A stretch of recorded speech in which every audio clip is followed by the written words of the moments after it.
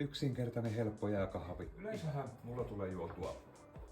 Yritän ainakin juotua täysiä päiviä ilman yhtään kahvia, pääsääntöisesti teetä, mutta näin kesällä se on mennyt ihan Kankkulan kaivoon, koska on olemassa jääteetä, jääkahvia on olemassa. Niin se on tällä hetkellä se, mitä tulee lipitettyä kuitenkin aika lailla päivittäin. Ja se on itse aika helppo, ei tarvitse sokeria mitään makeaa. Loppupeleissä tämmösen suunnille, tämmöstä valmis pikakahvia ton verran. Lisää. Mutta tää kaikki tänne.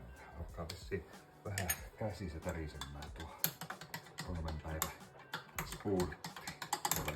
Mutta niin. Ihan maitoa. Kauramaito toimii muuten tosi hyvin myös. Aivan upeasti itse asiassa. Jäitä vaan pitää olla sitä vähän enemmän.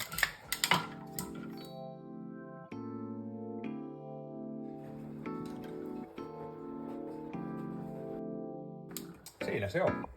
Yksinkertainen, helppo jääkahvi. Kesä on ihan